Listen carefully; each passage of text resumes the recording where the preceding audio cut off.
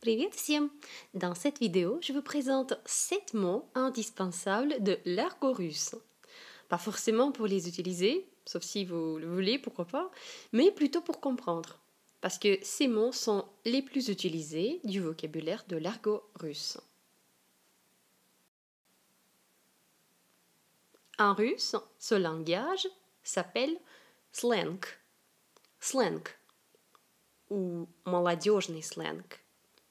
C'est évidemment de l'anglais, slang, c'est donc l'argot. Il y a aussi l'expression разговорный русский, donc le russe populaire, un langage fréquemment parlé en Russie, surtout par les jeunes.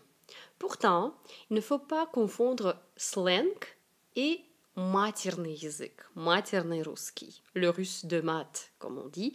Et ça, désolé, je ne vais pas vous en apprendre, mais vous pouvez sans doute trouver les dictionnaires de maths russes sur Internet si vous êtes intéressé. Aujourd'hui, on parle de slang. C'est donc le langage fréquemment parlé en Russie par les jeunes et donc vous pouvez vraiment utiliser ces mots ou au moins comprendre. C'est parti. Premier mot, blin.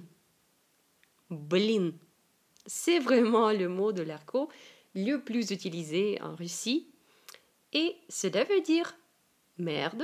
Et en effet, je crois que vous avez deviné que le mot blin existe même en français parce que vous avez le mot blini, le plat populaire russe.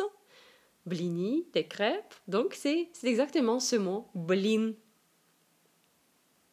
Et vous avez un exemple à droite. Blin, ты серьезно? Blin, ты серьезно? On peut le traduire comme merde, t'es sérieux là?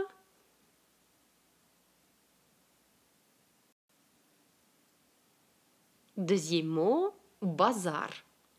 Bazar. Ou le verbe базарить.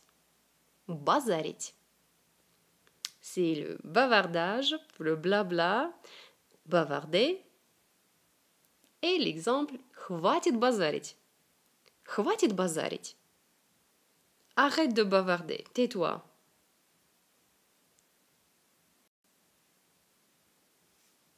Le mot numéro 3, вырубиться. Вырубиться.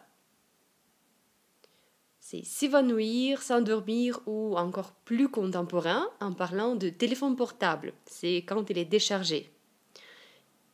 Il vient de même argot. Donc, вырубиться et l'exemple у меня телефон вырубился. У меня телефон вырубился. Donc, mon portable est déchargé. Mon portable est mort, comme on dit. Quatrième mot, c'est le verbe грузить. Грузить. Littéralement, c'est charger, mais dans le russe de l'argot, cela veut dire embêter, ennuyer quelqu'un. Не хочу тебя грузить. Не хочу тебя грузить. Je veux pas t'embêter.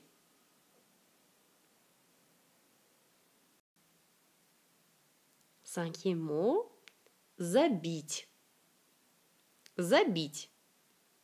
Laissez tomber. Я на это уже забил. Я на это уже забил. Je l'ai laissé tomber.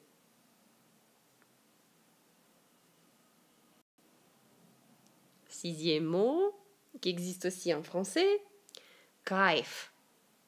Кайф. Ou l'adjectif кайфово. Кайфово. Super, cool, nickel et toutes sortes de très bien alors. Как прошли выходные? Кайфово. Как прошли выходные? Кайфово.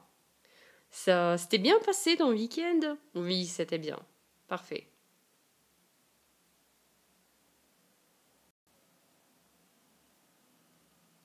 Et le dernier mot, indispensable en 3 formes. Прикол. Прикол. Прикольно. Прикольно. Прикольный. прикольный. C'est toutes sortes de drôles, rigolos et tout ça. Donc, прикол, substantif, прикольно, adverbe, прикольный, adjectif. Et exemple, это очень прикольный фильм. Это очень прикольный фильм. C'est un film rigolo.